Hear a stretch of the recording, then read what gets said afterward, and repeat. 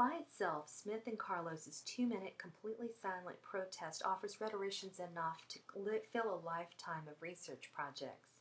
The translocal phenomena embedded in their connections to this very region, and in Carlos's case, this very university, entrenches the scholarly potential still further. Yet I mention this event largely because it takes the global stage much more easily and readily than the other, much more obviously local rhetorical events that have become the focus of my research. The silent protest also offers a useful example through which to discuss the very significant changes in the way rhetoricians approach the analysis of social protest in the wake of fundamental change to argumentative discourse brought about by and to a great extent civil rights and anti-war movements. For centuries, rhetoricians were trained to approach discourse as rational, but social protests are often more productively understood as something other than what Aristotle would call the art of persuasion. At mid-century, new approaches to the study of rhetoric took center stage with the understanding that rhetoric encompasses a wide array of symbolic behaviors, not all rational and not all spoken. As Kenneth Burke argues in 1950, rhetoric is a language tool used as a symbolic means of inducing cooperation in beings that by nature respond to symbols. Via this interpretive frame, that silent 2-minute protest, a salute to Black power and unity, is thus understood as a rhetorical event meant to induce cooperation, or not. The raised fists of these two young activists may in fact be understood by what Benjamin describes as, quote, a coercive act of dissent. According to Benjamin, quote, the primary aim of the dissenter's symbolic act as rhetorical strategy is not destruction, but persuasion. While the act may incidentally disrupt or destroy, its aim is attitude and behavioral change. The point is that societal changes often force rhetoricians to design new analytic tools.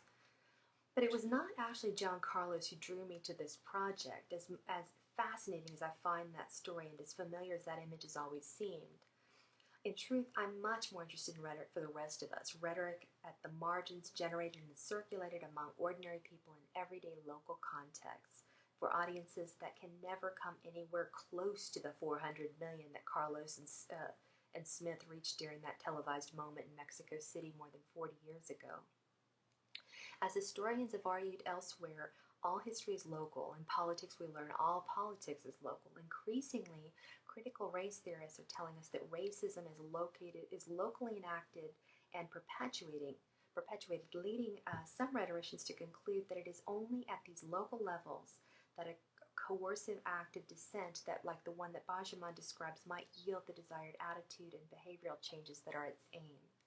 My research centers on local literacies and activist rhetoric, which make local attempts to enact local change through writing of particular interest to me. In this work, I approach literacy as a social process enacted locally through multiple people-oriented, place-based, politically charged delivery systems.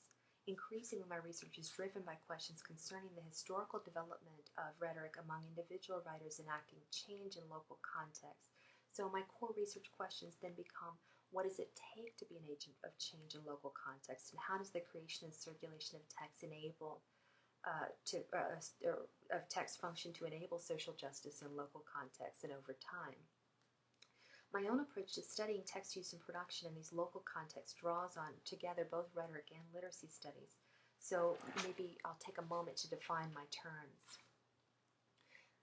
In his collection, Rhetoric in Everyday Context, John Duffy asks, quote, how does literacy development intersect with rhetorical concerns, which are themselves circumscribed by the material context of everyday world? And John Duffy will be here next month, as we know. In approaching the Norris community, I'm likewise driven to investigate this intersection between literacy development and rhetorical concerns, especially as shaped by everyday ordinary material reality.